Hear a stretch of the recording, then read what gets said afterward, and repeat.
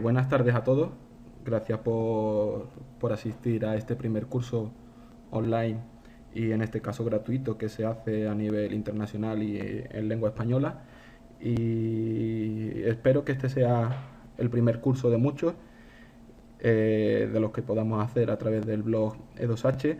Y en esta primera parte del curso pues vamos a comenzar.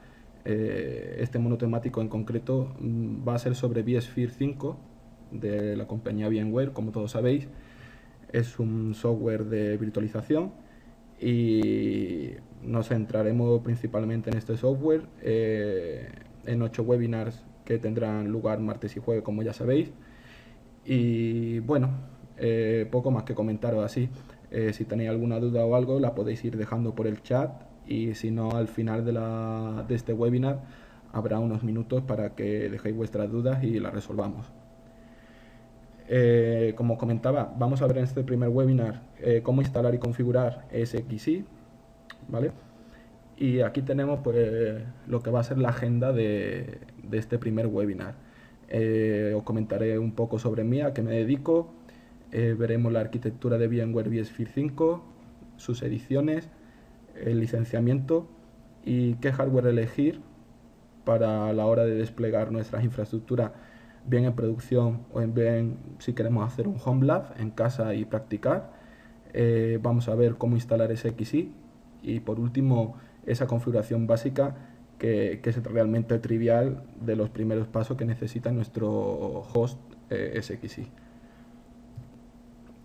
Comentaros un poco, pues llevo más de 15 años a nivel de TI. Me dedico actualmente a implementar infraestructura de VMware, entre otras cosas. Y desde 2004 estoy trabajando con la virtualización. Comencé con VirtualPC y estas cosas, que ya queda bastante lejos. He formado parte en el VMware Europe de Copenhague del año pasado y hicimos allí unos screencasts y también cómo resolver soluciones y problemas a asistentes. También formé parte del VMware Forum de este año 2012, que se hizo online, resolviendo dudas a los asistentes a este. Conocéis a través del blog que realizo artículos sobre VMware, y también he sido profesor de cursos de VMware, no oficiales en este caso, la anterior compañía que me encontraba, y en este caso con este primer webinar online. Y nada, veis las certificaciones que tengo ahí a la derecha y también el galardón de vExpert, tanto 2011 como 2012. Una vez vista la introducción, comenzaremos con la arquitectura de VMware vSphere 5. Aquí tenéis una imagen eh, que a lo mejor parece bastante compleja, pero realmente cuando veamos las capas que tiene resultará bastante sencilla. En la primera capa tenemos la parte de los servicios de infraestructura. La podríamos dividir realmente en tres secciones, es decir, los servicios de infraestructura, los servicios de aplicaciones y esta parte aquí superior donde aparece VMware vCenter Server y las máquinas virtuales arriba, podríamos decir que es la parte de gestión. En esta parte primera de los servicios de infraestructura, que la tenemos aquí abajo, podemos comprobar que está la parte de cómputo, la parte de storage y la parte de red. Estas partes realmente lo que consiste es en virtualizar todo el hardware físico que existe en el servidor y realmente abstraerlo para que posteriormente pueda ser utilizado para aprovisionar nuestras máquinas virtuales. Aquí podéis observar en la primera parte, que es la parte de cómputo, que lo que consiste es virtualizar, como decíamos, los recursos y agregarlo todos ellos en unos conjuntos o pools, como se suele conocer, lógico, para que posteriormente pueda ser asignado a las máquinas virtuales. Por ahí podéis ver que existe Autodeploy, hardware versión 8 para las máquinas virtuales, la convergencia de SXI entre diferentes ediciones y versiones. En esa parte también podríamos incluir la parte de DRS para que dinámicamente hiciese uso del cómputo. En este caso tenemos DRS, que no aparece en la parte de cómputo, pero como sí podéis observar en la parte de storage tenéis storage DRS. Realmente el DRS lo que consiste es migrar de forma automática las máquinas virtuales según la demanda que necesiten de recursos a los hosts que se encuentren más libres. Entonces es optimización realmente de la infraestructura completa virtual. Y en la parte de storage, como podéis ver, pues realmente al final sigue siendo una abstracción del almacenamiento que tengamos abajo, bien sea SAN o NAS. Y aquí también podéis ver que la versión del sistema de ficheros con el cual se formatea ese almacenamiento es VMFS 5. Funcionalidades como Storage DRS, que consiste en poder ubicar el almacenamiento que tiene esa máquina virtual, es decir, su disco virtual, puede asignarlo en ese almacenamiento que se encuentre más descargado de entrada-salida de datos. Así aseguramos que la máquina siempre cumple con unos estándares que vosotros determináis, unos SLAs. Y después, pues en la parte derecha podéis ver la parte de networking, donde tenemos de nuevo el control de entrada y salida para cada máquina de red. Después también pues podéis observar switches distribuidos, en el cual podéis monitorizar con NetFlow, LLDP y SPAN. Y aquí pues, como podéis observar, perdonad, la parte de red, pues esas son las funcionalidades principales.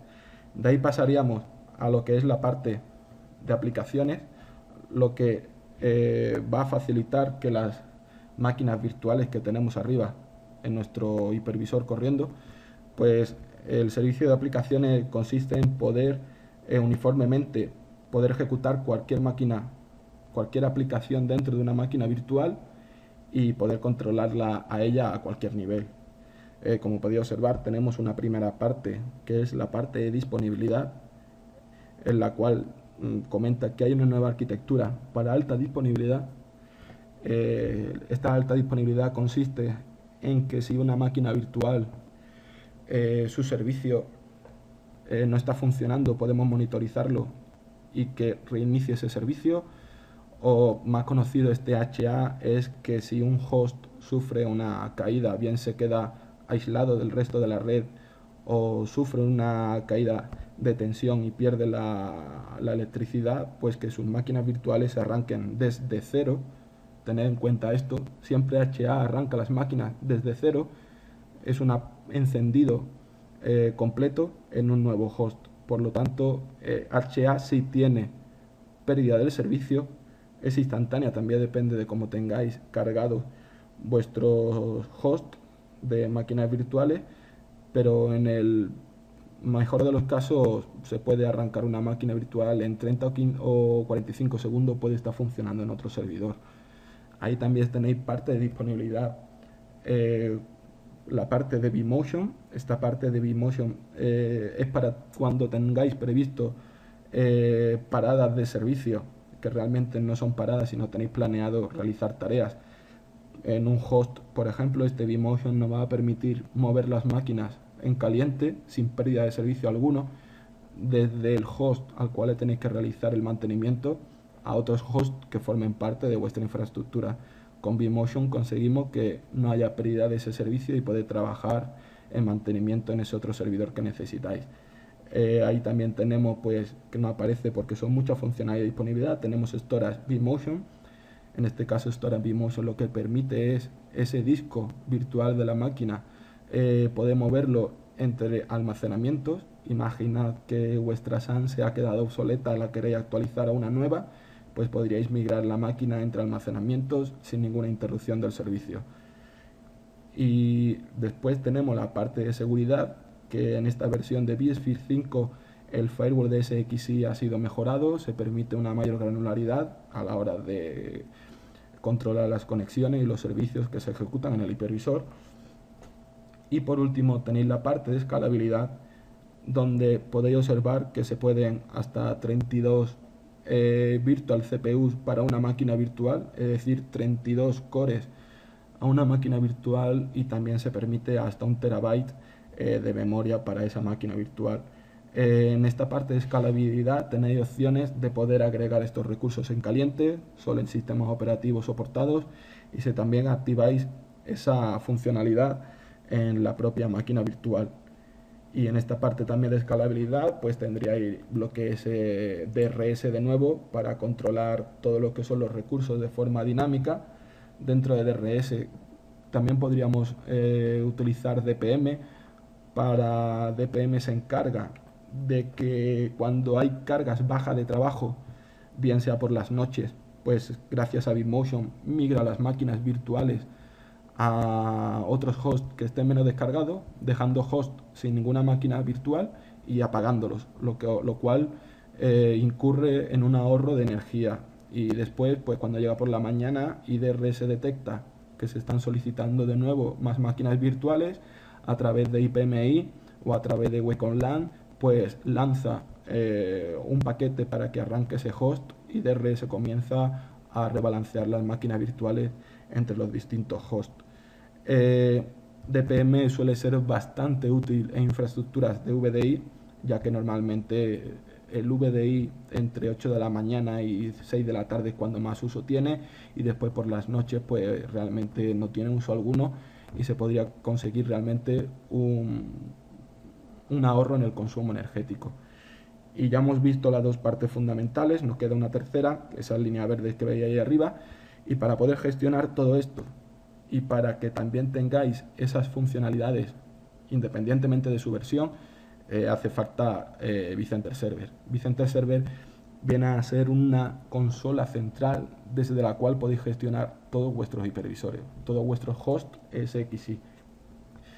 Y por último, pues lo que veis ahí arriba, estos son las propias máquinas virtuales, cada una con su disco virtual, cada una con su sistema operativo. A continuación vamos a ver las ediciones que existen de BSFIS 5.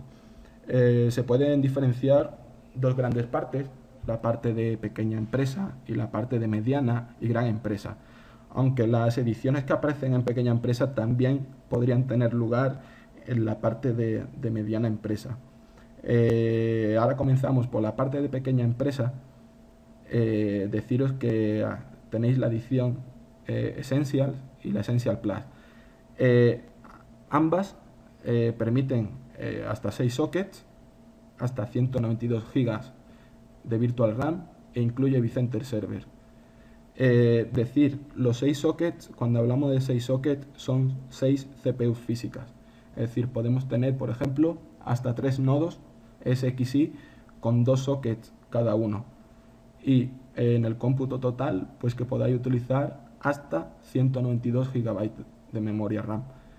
E incluye vCenter Server. ¿Cuáles son las diferencias entre Essential y Essential Plus?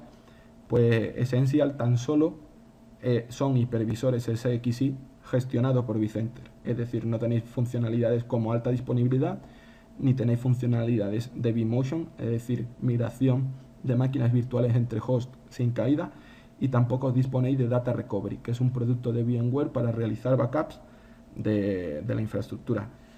Por lo contrario, Essential Plus tiene todas esas funcionalidades que os comentaba. Tiene la funcionalidad de alta disponibilidad, tiene la funcionalidad de vMotion y tiene Data Recovery para poder hacer backup de vuestra infraestructura. Realmente, si os paráis a pensar, 192 GB de RAM entre los 3 hosts a repartir, o entre 2, como lo decidáis, es bastante memoria RAM. Es decir, se pueden correr bastantes máquinas virtuales en esta edición. Después tenéis para mediana y gran empresa las ediciones estándar, Enterprise e Enterprise Plus. Aquí no hay límite de socket, no hay límite ninguno de socket. Vosotros cuando licenciéis, lo veremos a continuación, se licencia por socket. No existe tampoco límite de Virtual RAM, tan solo la que vosotros vayáis adquiriendo por licencia. Y también tiene un handicap, al contrario que el anterior, que vCenter Server se adquiere por separado. Es decir, el bundle anterior de Essential o Essential Plus incluye vCenter Server, pero si ya estáis en estándar, Enterprise y Enterprise Plus, hay que adquirir vCenter Server por separado. Y la verdad que tiene un coste bastante elevado. También comentaros que podéis pasar, si en algún momento el Essential o Essential Plus os queda corta, podéis pasar sin ningún problema con unos Acceleration Kit que lo llaman a Standard Enterprise y Enterprise Plus. Y aquí abajo tenéis un enlace que lo vamos a abrir. Vamos a ver. Que en este enlace lo que tenemos es una comparativa de lo que son los diferentes productos de VMware, donde podréis ver la funcionalidad de las diferentes ediciones.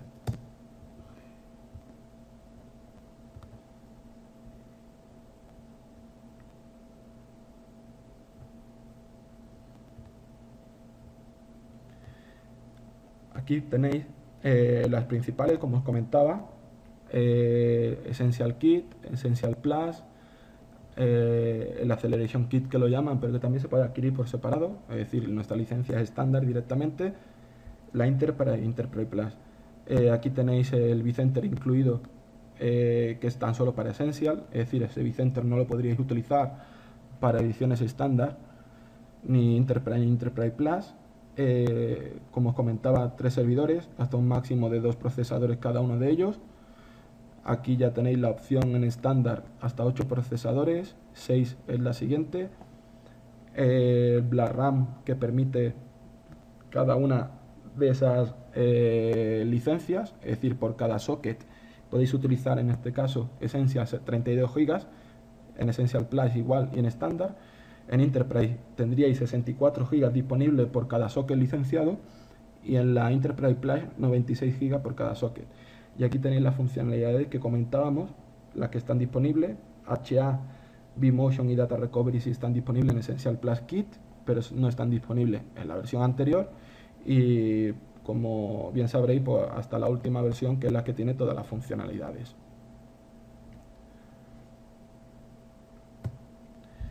Aquí tenéis ahora el licenciamiento. Como os comentaba, esta licencia se hace por procesador, es decir, por socket usado. Si compramos una Essential y comenzamos tan solo con 2 servidores que tengan 2 sockets cada uno, pues podríamos perfectamente utilizar hasta los 192 GB de RAM. No es necesario tener 3 hosts para poder llegar a esos 192 GB de RAM. Cada edición cuenta con una cantidad de Virtual RAM por licencia, que es la que vemos aquí abajo, como os comentaba. Cada socket que se licencie tiene 32 GB en las 3 primeras ediciones, 64 en Enterprise y 96 en Enterprise Plus. No existe límites de cores ni de RAM física. En versión 4 sí teníais que una licencia permitía procesadores de hasta 6 cores o de hasta 8.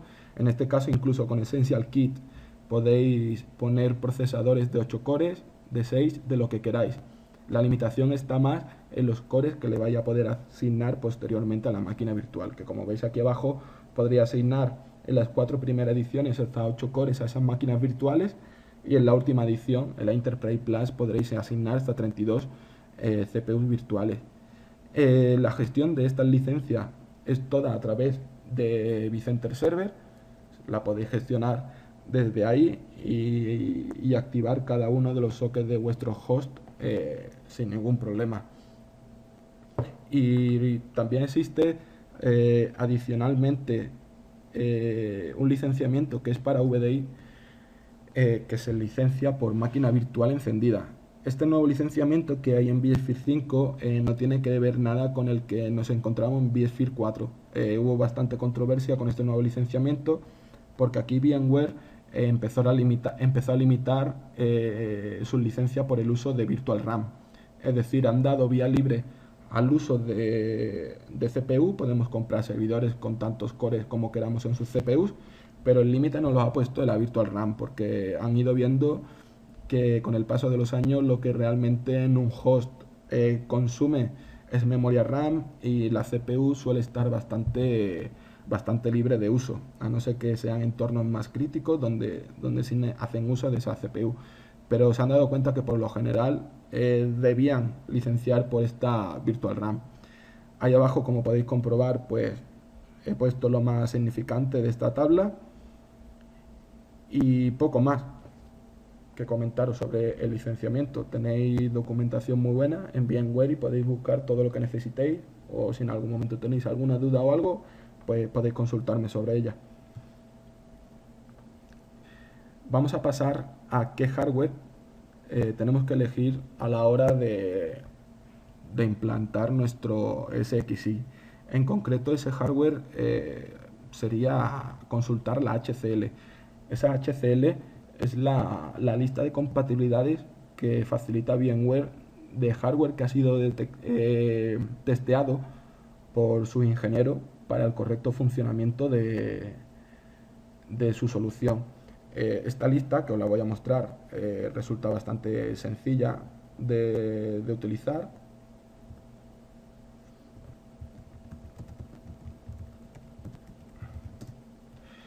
Y aquí pues tendréis que consultar cuando vayáis a realizar una implantación de esta solución, pues consultar el hardware que os han facilitado los proveedores, si realmente está soportado o no por VMware. Aquí pues tenéis el desplegable para saber qué queréis buscar, si servidores, si almacenamiento, si queremos saber qué sistemas operativos, clientes están soportados, o dispositivos de tarjetas de red, HBAs de fibra, o podemos ver almacenamientos que soportan Site Recovery Manager para tener un centro de datos replicado para contingencias.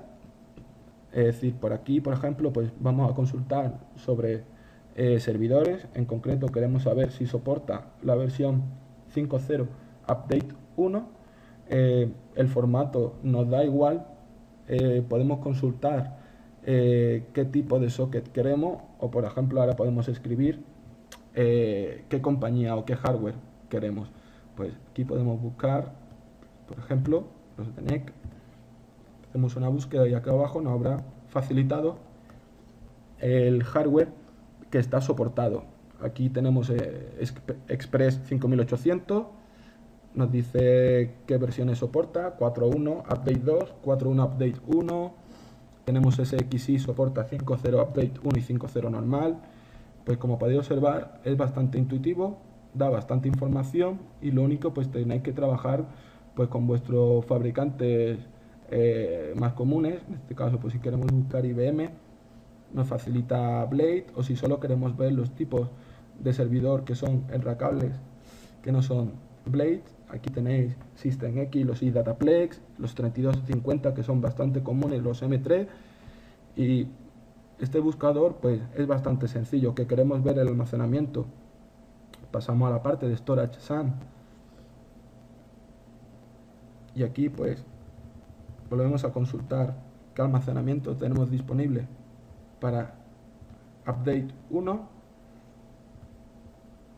Si queremos que sea Fiber Channel, iSCSI, por ejemplo, iSCSI, hacemos una búsqueda y nos va a decir qué almacenamiento está soportado, en qué ediciones, y también podéis hacer clic en estos almacenamientos y os comentará el tipo de driver que soporta, qué tipo de balanceo podréis utilizar, y si desplegáis pues tenéis bastante más información de qué soporta de funcionalidad y qué no soporta.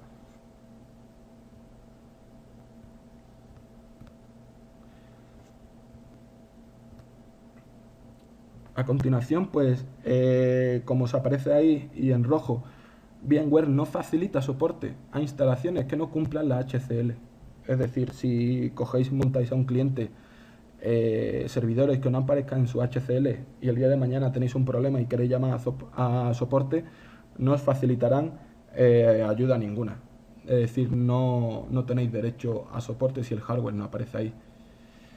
Después, pues si queréis montaros laboratorios en casa, podéis utilizar lo que se llama las Whitebox, y tenéis estas dos páginas que son las principales, www.vm-help.com y www.ultimatewhitebox.com.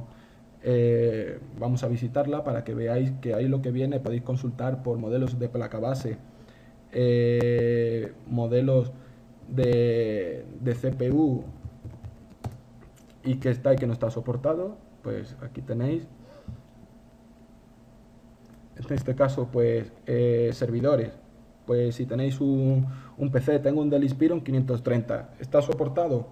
Pues aquí podéis ver que sí, tenéis información adicional que consultar, en este caso serían servidores. Podemos ver por placa base si queréis montaros vuestros equipos por piezas. Aquí tenéis placa base Asus, os comenta si están soportadas o no. Si le damos a uno de los números nos dirán pues que a lo mejor no está soportada su tarjeta de red o la de almacenamiento. Normalmente lo más típico es que la tarjeta de red no esté soportada y tengáis que adquirir tarjetas de red adicionales, como son las Intel Pro, que suelen ser bastante económicas.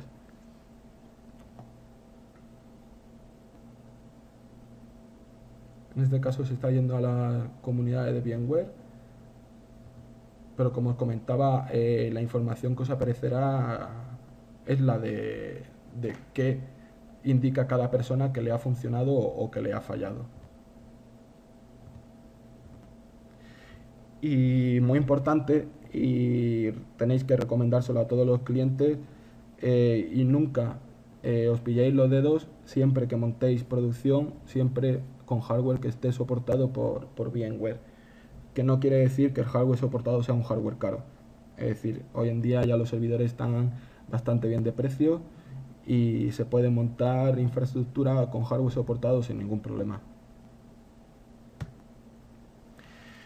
El siguiente paso que vamos a ver es qué necesitamos para instalar SXI. En este caso, pues como podéis comprobar, a nivel de CPU necesitamos que sea plataforma x86, solo soporta CPUs de 64 bits, en versiones anteriores soportaba de 32 y de 64, pero de 64 bits es necesario desde BFIR 4. En Virtual Infrastructure 3 podéis utilizar todavía versión 32 bits, pero desde BSphere 4 es necesario 64 bits. Se recomienda que el host tenga como mínimo 2 cores y ha de soportar Intel VT o AMD.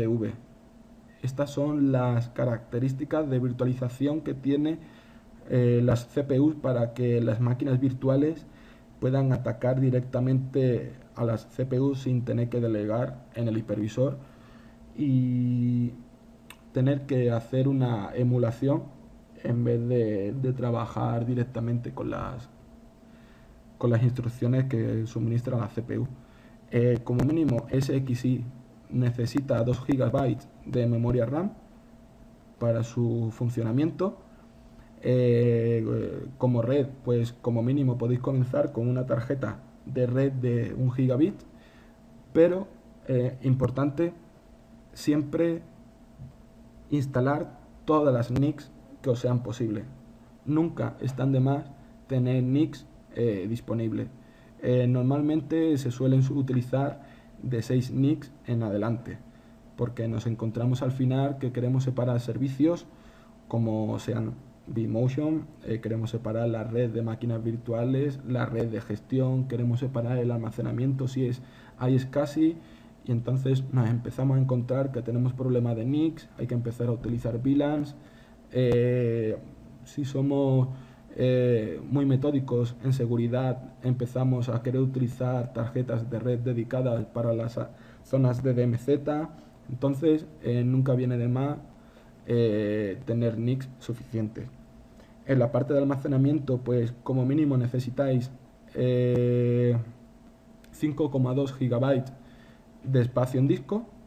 Estos 5,2 GB, el motivo es 1 GB se utiliza para el arranque, que posteriormente toda esta información es cargada en memoria RAM, y los 4 GB restantes pues es donde va la partición Scratch, donde VMware va a almacenar todo lo que son logs, todo lo que son dump de si un servidor sufre un panic, y ahí pues quedará esa información almacenada. Realmente no es necesaria este espacio, porque hay funcionalidades como que se arranque el servidor sin disco, y entonces todo su sistema operativo se cargaría en memoria RAM. En este caso, si sufrís un panic o los logs no lo podréis almacenar, necesitaréis tener un syslog centralizado, en el cual ya VMware en su versión 5 lo facilita, y también una herramienta de Core Dump donde si hubiese algún problema se almacenaría esa información. La instalación la podéis realizar desde CD, la podéis realizar también desde USB o a través de PXE, y es muy sencilla. En este caso USB no lo recuerdo ahora mismo, ahora lo buscaré. Hay una herramienta que es muy simple, en la cual conectas el USB, te bajas la ISO y la vuelca, porque suele haber bastantes problemas con otros métodos de hacerlo. Por PXE pues os podéis instalar un servidor TFTP o incluso VMware ya trae con autodeploy, y con CD pues puede ser CD o DVD, pero es que la imagen de SXI son tan solo 350 megas por ahí. Bueno, pues después de esta charla que os he echado, pues vamos a ver cómo se instala SXI. Vamos a pasar a la parte de laboratorio. Aquí pues tenéis mi laboratorio de SXI. El SXI que vamos a montar es virtualizado a sí mismo. Vamos a montar un SXI dentro de otro SXI, que lo tengo en un servidor físico. No me voy a extender mucho en cómo crear máquinas virtuales, porque lo veremos en el siguiente webinar, así que voy a ir rápido.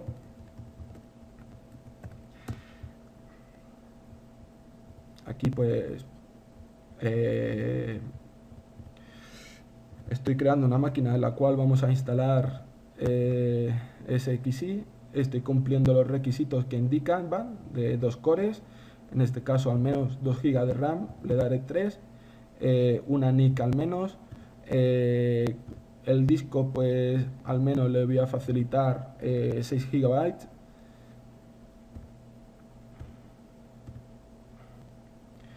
Y ya pues tenemos aquí la máquina a la cual vamos a comenzar a instalar. Esta instalación la vamos a hacer desde CD-ROM en una imagen ISO que hay almacenada. Se la vamos a conectar y veréis que el paso es realmente trivial. Lo que os comentaba a la hora de inscribiros en los webinars, si tenéis por ahí vuestro workstation, el VMware Player o Fusion, o incluso propio host SXI, podríais ir haciendo esta misma práctica.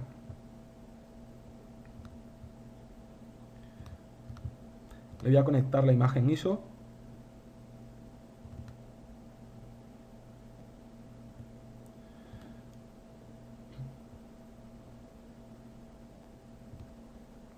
Vamos a ver.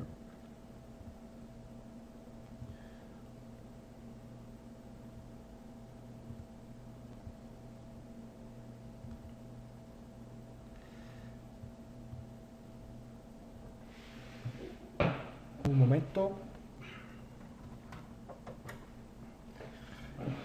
Tengo por aquí guardada.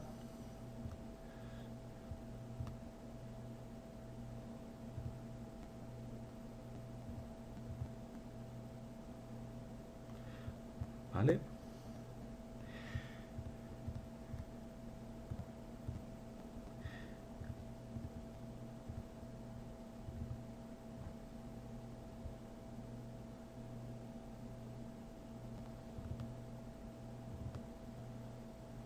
Y en este caso vamos a instalar la que es con el update 1. Ya está conectada y comenzamos el proceso. En este caso pues tenéis la instalación estándar, arrancaría automáticamente o pulsáis Enter y ahí comenzará a cargar el instalador. Esto tarda, si tenéis, como estamos utilizando virtualización a sí misma, pues tardará un poquillo más lo que es en cargar el hipervisor.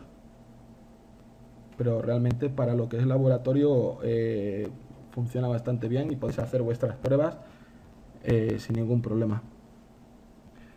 No sé si mientras carga tendréis alguna duda, alguna consulta, si se me va escuchando bien.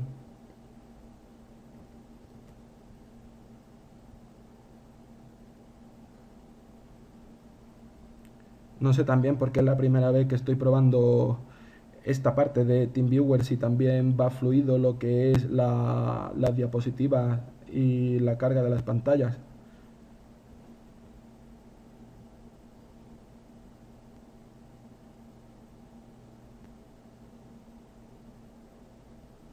Vale, muchas gracias.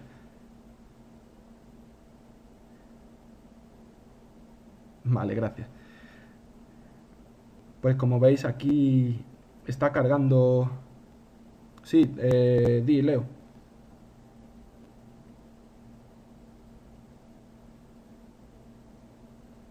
Vale, de acuerdo, al finalizar la vemos entonces. Eh, Voy a esconder la barra, que si no después en el vídeo aparecerá por aquí y la dejo aquí oculta. Como podéis ver, ya ha terminado de cargar el instalador. Es bastante sencillo, ahí tenéis dos opciones, como podéis ver, escape, cancelaríamos, nos iríamos, y enter, pues para continuar. Tener en cuenta lo primero que aparece en el mensaje, que consultemos la guía de compatibilidad de VMware para tener total seguridad de que funciona. Me acabo de dar cuenta de una cosa, y esto seguramente no funciona en la instalación, pero si no funciona, ahora volvemos hacia atrás y la dejamos ejecutando. Aquí aparece el acuerdo de licencia, de nuevo escape, no aceptamos, nos echa fuera, F11 aceptar. Aquí empieza a escanear los dispositivos que estén disponibles, en este caso dispositivo de disco, y ahí aparece nuestro disco, un disco de 6 GB. Tener en cuenta, si estuviésemos haciendo un upgrade de una versión anterior, de una misma versión, ahí arriba aparece que contiene una partición VMFS, si tuviera un asterisco. Si en la línea amarilla tuviera un asterisco a la izquierda, querría decir que ahí hay almacenamiento ya formateado por parte de VMware y que posiblemente tuviese máquinas virtuales dentro. Cuando realicé alguna upgrade, alguna cosa de este estilo, tened en cuenta antes de realizar una upgrade o una instalación que podéis quedaros sin ninguna información. Podemos hacer F1, nos daría detalles de ese disco. Hemos pulsado F1, ahí lo tenemos, 6 GB, cuál es el path y si ha encontrado una instalación de SX o SXI o algún datastore, en este caso nada. Pues vamos a continuar, pulsaríamos Enter. Nos pregunta la distribución de nuestro teclado, en ese caso dejamos la de Estados Unidos como predeterminada, pulsaríamos Enter. A diferencia de vSphere 4, en vSphere 5 ya solicitan la password de root, anteriormente no era necesaria, pero ahora sí hay que ponerla. Vamos a poner una sencilla, que es pipo E2H. Las passwords coinciden, pulsamos Enter y en este momento empieza a escanear si el hardware de CPU está soportado o no para la instalación del hipervisor. Como estoy virtualizando a sí mismo SXI, se me ha olvidado activar una casilla que no sé si realmente le gustará o no le gustará, y puede ser que nos salga un aviso diciendo que no se soporta Intel VT, ya que en este caso los procesadores que tengo son Intel. Ahora veremos qué información nos da.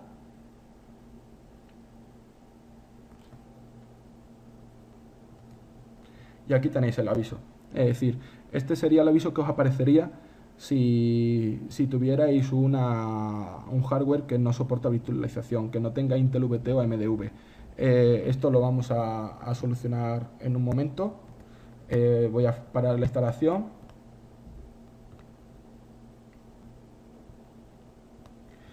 Y le voy a cambiar el check que es necesario.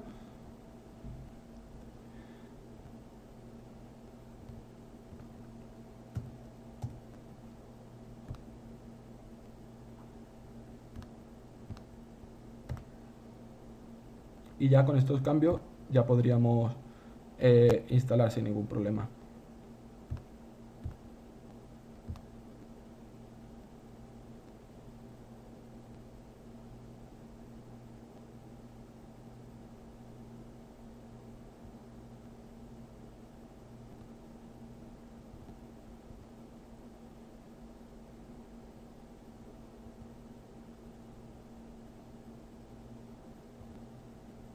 Vamos a ver.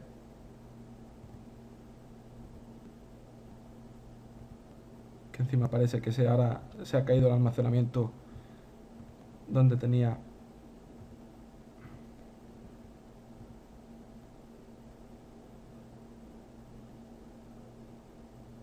Vaya, vamos a ver.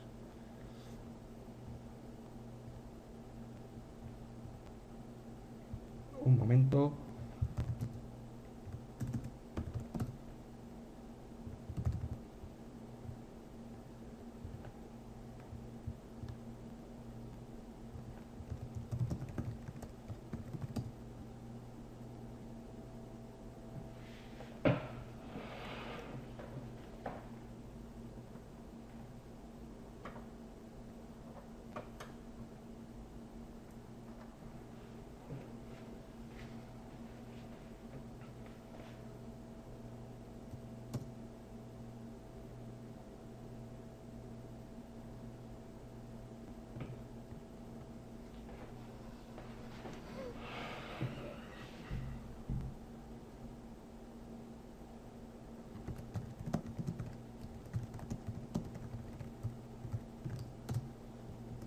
Vale, vamos a ver ahora.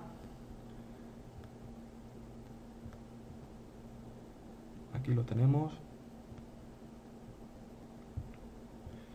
Vamos a conectarlo.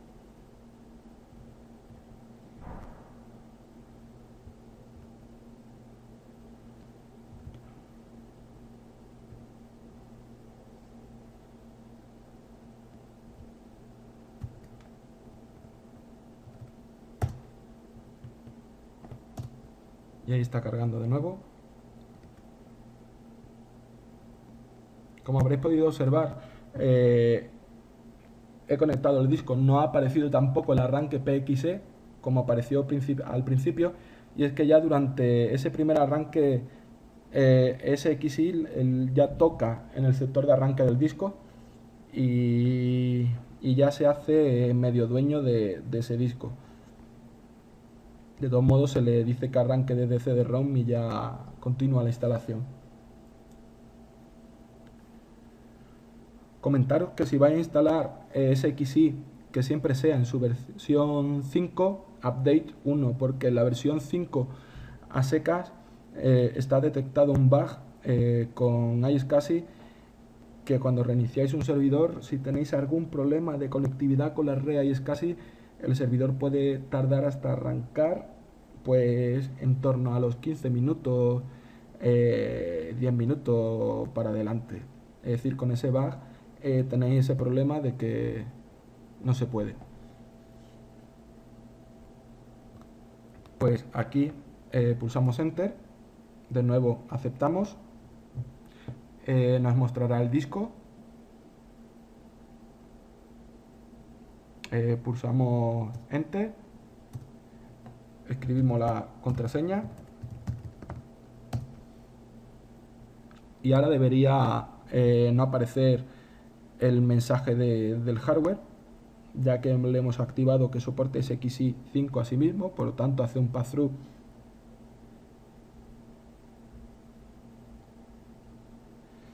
Dice por aquí Jorge, otro bug del SXI 5 es que no valida la cantidad de memoria, se puede tener más de la que a priori está permitida. Como comenta Jorge, es cierto, pero en SXI 5, como comentábamos antes, puedes poner toda la RAM que quieras, pero por ejemplo, si es Essential o Essential Plus, cuando vas a arrancar la máquina virtual que va a hacer uso, por ejemplo, más allá de los 192 GB que tengas arrancado, no te la deja arrancar. Es decir, tú puedes tener en tus servidores, si tienes dos servidores, por ejemplo, con 128 GB de RAM cada uno, tú puedes tener en el cómputo total 256, pero tan solo vas a tener 192 licenciados. Tú vas a ir pudiendo arrancar máquinas virtuales hasta que llega la máquina virtual que hace uso de las 192 GB y la máquina virtual siguiente no te va a dejar arrancar. Pero si estás en versión estándar o superior, te aparece un mensaje diciéndote eres un pirata. Es decir, te permite arrancar más allá de la Virtual RAM que tenga licenciada, pero te aparece un mensaje bastante molesto diciéndote, oye, eres un pirata, tienes que licenciar tus máquinas virtuales de más. Es la diferencia principal que hay con SXI en su versión Essential Plus y en estándar hacia adelante, que una no te permite arrancar, pero otra sí. Y es eso, aquí VMware pues dice, oye, que antes estabais limitado de RAM, pero ahora podéis comprar los servidores con toda la RAM que queráis. Imagínate lo que te comentaba anteriormente, tienes dos nodos de 128 GB cada uno. Tú podrías coger, se te cae el segundo nodo y podrías coger, si no te arrancan todas las máquinas en el primer nodo con 128 GB, pues podrías coger, quitar RAM del nodo que se te ha roto, ponérsela a este y arrancar todas las máquinas hasta llegar incluso en un único nodo a 192 GB de RAM. Es decir, el que cada socket permita 32 GB de RAM no quiere decir que tengas que utilizar todos los sockets. Esto es, si tu infraestructura tú llegas al límite de que necesitas más RAM, lo que hace es comprar licencias por socket. No quiere decir que vayas a utilizar esos sockets, sino es como es un saco donde va cayendo toda esa virtual RAM que le pertenece a esos sockets, para que la puedas utilizar entre todos los hosts. Una vez comentado eso, pues aquí tenemos nuestra ventana pidiéndonos que instalemos, pulsamos F11 y comenzará la instalación. En este caso, por cronómetro, que lo hice el otro día para los laboratorios, tardará unos 6 minutos, ¿vale? Mientras que se va instalando SXI en su versión 5 Update 1, pues vamos a ir viendo la siguiente diapositiva y nos vamos a ir adelantando un poco para que tengamos un hueco también para las dudas que tengáis.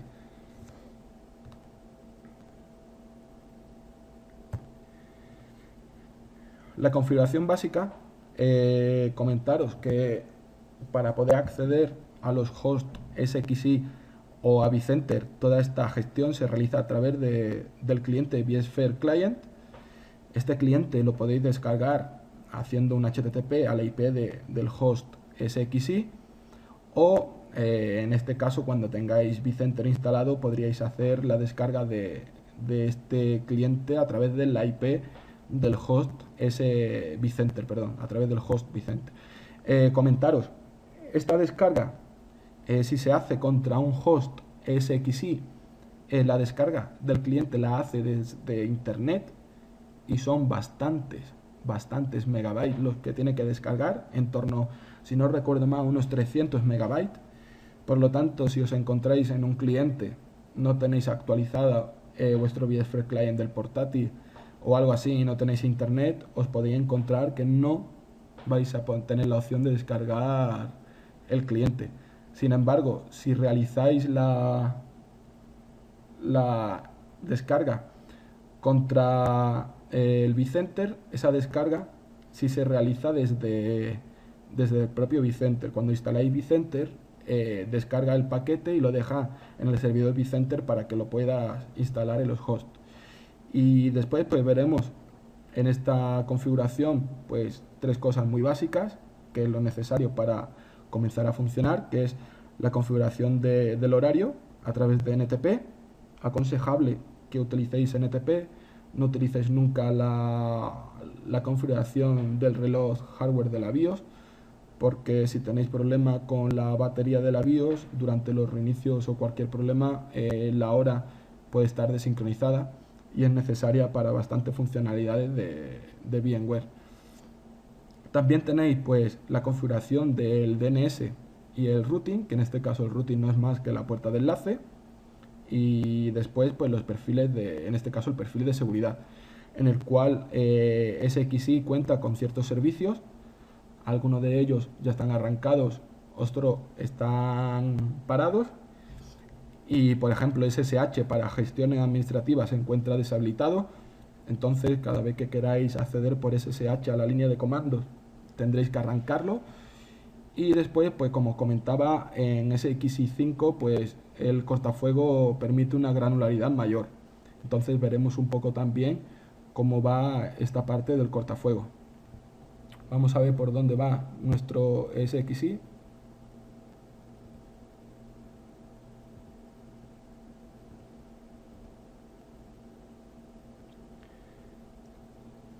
Ya va bastante más rápido.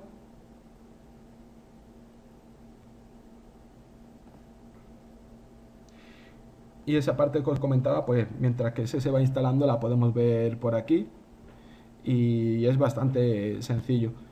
Esto sería un SXI recién instalado, y en la pestaña de configuración pues tenéis, aquí no hay nada en principio que vayamos a tocar porque lo veremos en siguiente webinar, no es necesario para comenzar, y nos iríamos a la parte de software, donde tenemos lo que es la configuración de hora, que ahora veremos cómo se configura.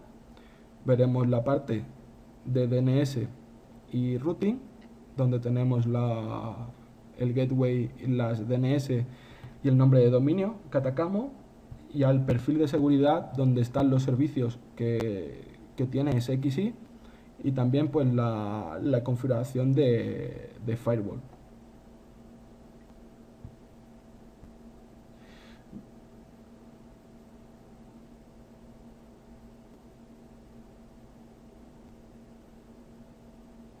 Vale, Leo nos comenta, como podéis ver, que su pregunta va si el SXI tiene configurado el DC primario. Cuando lo intenta añadir al vCenter, no lo encuentra. Vale,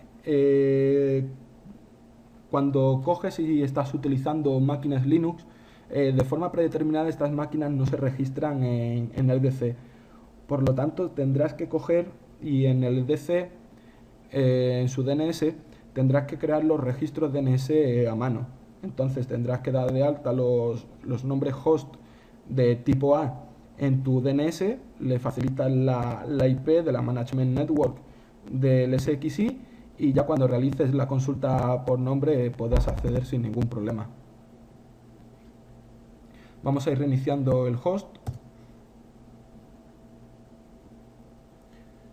De todos modos, comentaros que en vSphere versión 4 era muy importante el tener el DNS bastante fino, ya que la alta disponibilidad HA de VMware se basaba en resolución DNS.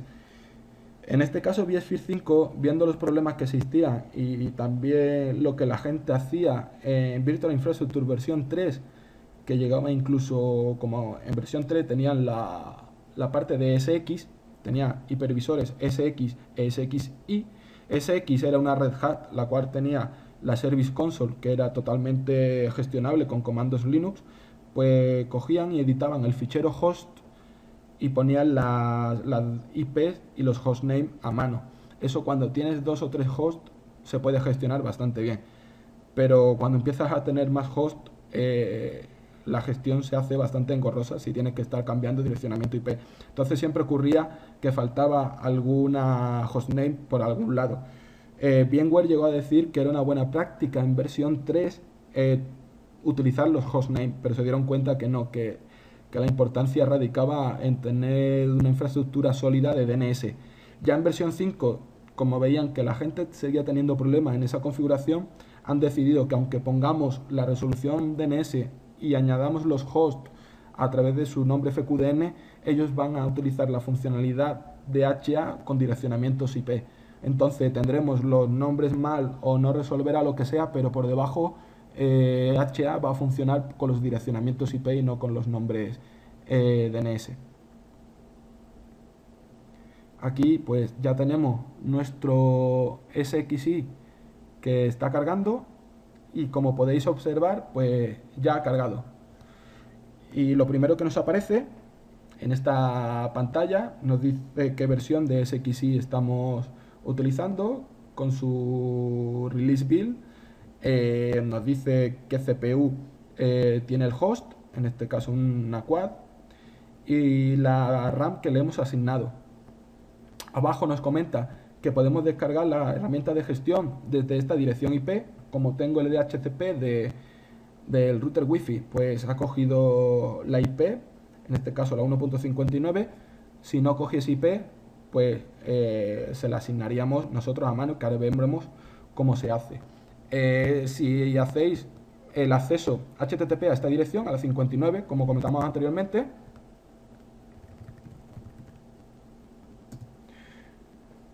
nos aparece SSL y aquí tenéis pues la consola HTTP.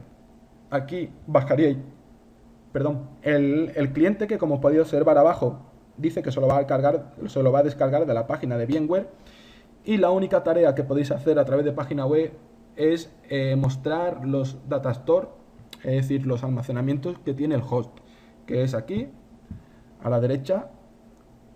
Es la única funcionalidad que tenéis. Pondríais las credenciales que habéis facilitado durante la instalación y nos aparece que tenemos un datastore de tal tamaño y tanto libre. Le dais y aparecería que lo que hay dentro, pero poco más se puede hacer con esta consola. Anteriormente se podría hacer bastantes cosas, pero desde versión 4 poco, ya que hay una consola que aparece en versión 5 que podéis instalarla fuera parte y a través de web podéis hacer bastantes cosas.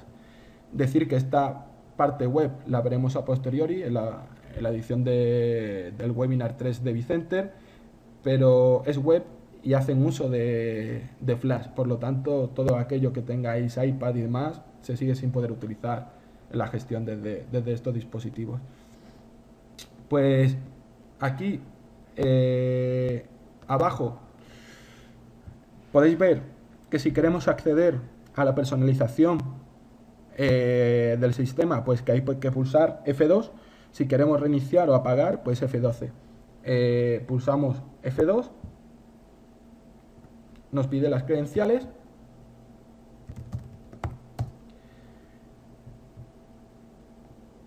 y aquí pues tenéis, si no tuvieseis DHCP, os iríais a la configuración de red. Comentar rápido, configuración de password, es bastante claro. El lockdown mode tan solo estará disponible cuando instaléis vCenter, y eso lo que hace es bloquear el host para que no podráis acceder directamente al host, sino siempre se hace a través de vCenter. Configuración de red, le diríais, en este caso tan solo tenemos una NIC, si tuviésemos más NIC le diríamos porque NIC sale. Le diríamos la configuración IP, en este caso como está DHCP, vosotros bajaríais aquí y la teclearíais a mano. Y cuando salís con escape, os dirá, ¿queréis aplicar la configuración? Le decís que sí y ya está. Reiniciar la red de gestión. Reiniciar esta red de gestión no supone pérdida de conectividad de las máquinas virtuales que se estén ejecutando. Esto elimina toda la configuración de red. Esto sí provocaría pérdida de conectividad de las máquinas virtuales que se estén corriendo. Configuración de teclado, opciones de resolución de problemas. Aquí habilitamos o deshabilitamos la shell de SXI, igual para SSH, y realmente pues poco más que decir. Como hemos visto, es la 59, entonces nos abrimos un vSphere Client.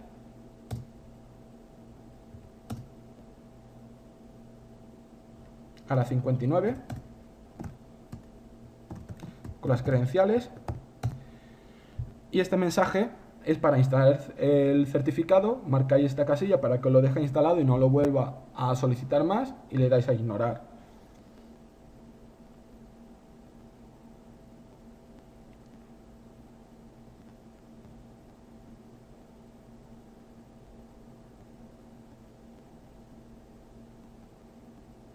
Pues aquí tenemos nuestro host SXI de forma predeterminada. Tenemos 60 días de evaluación de la licencia y aquí tenéis el host, la 159, y pues como os comentaba, en configuración nos vamos a la parte de configuración horaria, que es lo primero que tendríais que hacer. A la derecha tenéis propiedades. Aquí le dais a las opciones, marcáis que queréis que se arranque con el host el servicio NTP, le damos a antes de arrancarlo tenemos que decir un servidor NTP.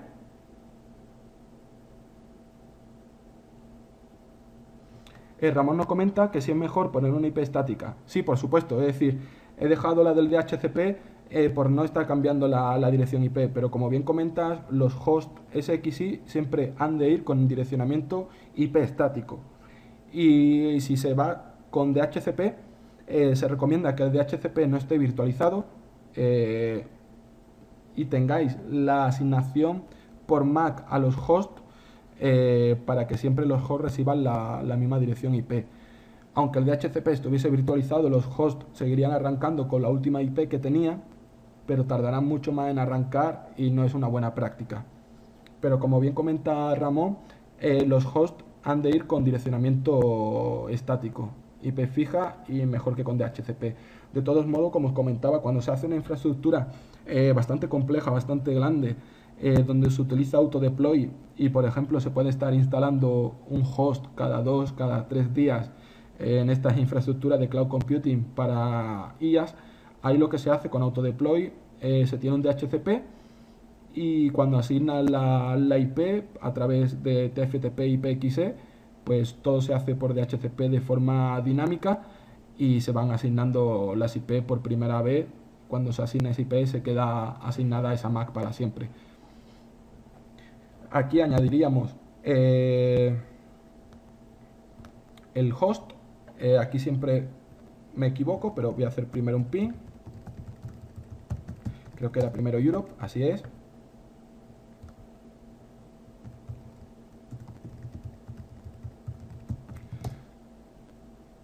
Marcáis esta casilla para que se apliquen los cambios.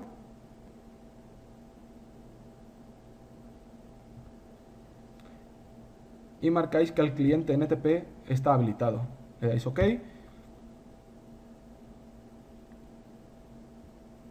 Refrescamos. Y aquí abajo podéis ver que se están haciendo todos los cambios.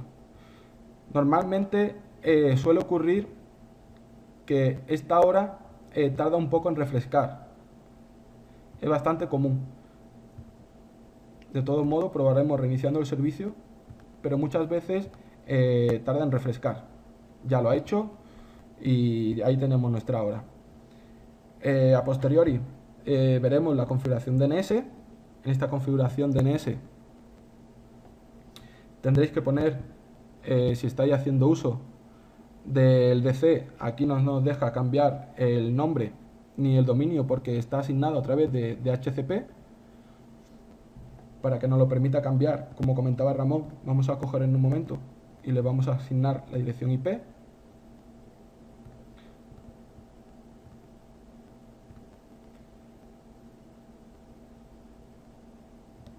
Pulsamos F2, suministramos las credenciales, le pondremos la misma IP, la 159, configuración de red, elegimos estática, le dejamos lo que está, pulsamos Enter, ahora pulsamos escape y nos dirá que necesita reiniciar, le pulsamos y ya está la configuración en modo manual. Ahora debería, cuando volvamos a nuestro SXI, permitirnos cambiar el nombre. Aquí ya lo tenemos, ya podemos darle el nombre.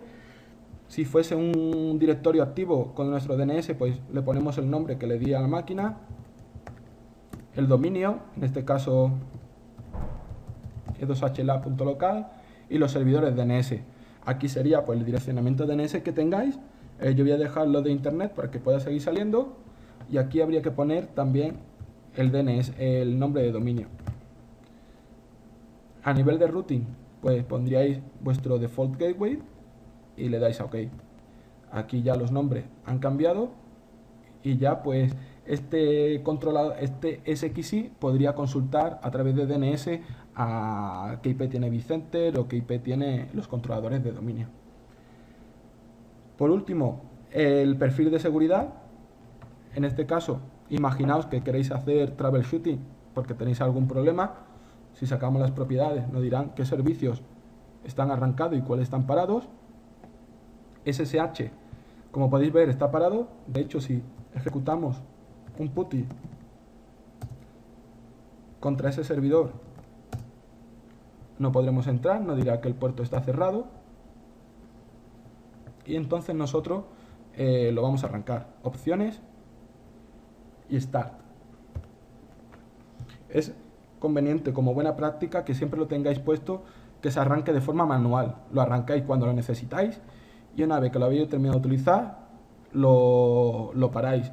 ¿Qué puede pasar? Que si a lo mejor ya no tenéis acceso a la consola, no vais a tener opción ninguna de poder arrancarlo. Es una de las desventajas de esa buena práctica. Si no tenéis problemas de seguridad, dejadlo que arranque con el host y así siempre lo vais a tener como una puerta trasera para poder acceder al SXI. Este ya ha arrancado, aquí nos aparece como running. Si abrimos de nuevo y le damos a reconectar, ya lo tenemos aquí, le decimos que sí, suministramos nuestras credenciales y ya estamos dentro de la consola de SXI. Un truquillo para que os resulte cómodo si os hacéis a la consola amarilla que veíais, este Direct Console UI, que siempre está en ejecución, es la consola amarilla que veis. Si vosotros tecleáis a través de SSH DC UI, accedéis a la misma consola que hay en el host físicamente, la que veríais en el monitor que le conectáis, y desde aquí podéis realizar las mismas operaciones que a través de la otra consola. Es decir, podéis reiniciar, es todo lo mismo. Resulta bastante útil cuando necesitáis hacer algún reinicio de los agentes. Ya hemos terminado con nuestra consola, entraríamos de nuevo y pararíamos el servicio. Y por último, la parte de firewall. Aquí podéis ver que ya hay ciertas reglas habilitadas, creadas, puertos entrantes, puertos salientes, protocolos. Aquí veis todo lo que ponga daemon de demonio como stop, running, no lo que no ponga que son desconocidos. Tenéis habilitada la pestaña de opciones para arrancarlo o pararlo también desde aquí. Los que tengan NA veréis que se deshabilita options.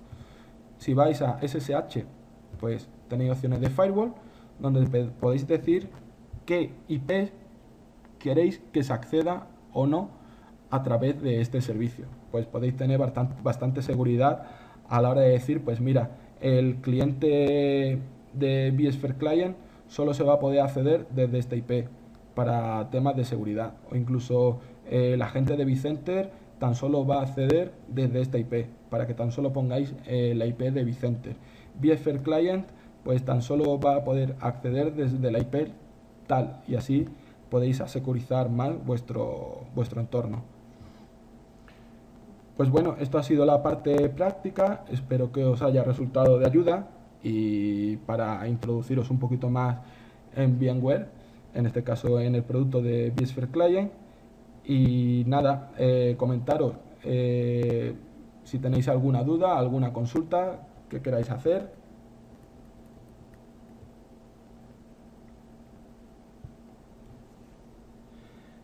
¿Tenéis alguna duda?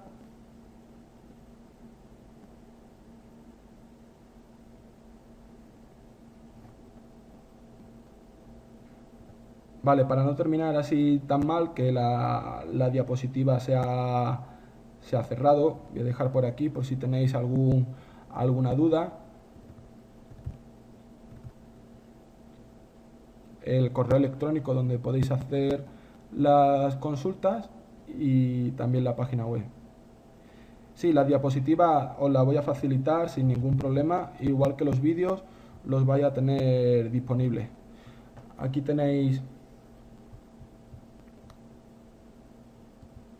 vamos a ver,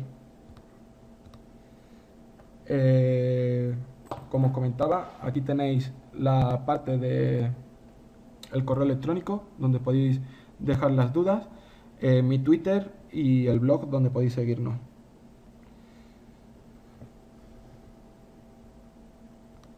alguna duda que tengáis.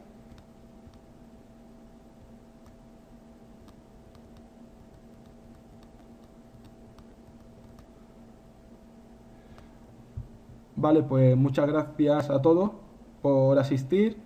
Perdonad que se haya demorado un poquillo por los inconvenientes que hemos tenido. Y nada, espero vuestras menciones para ver qué os ha parecido el curso con el hashtag de E2H, como apareció en la primera diapositiva.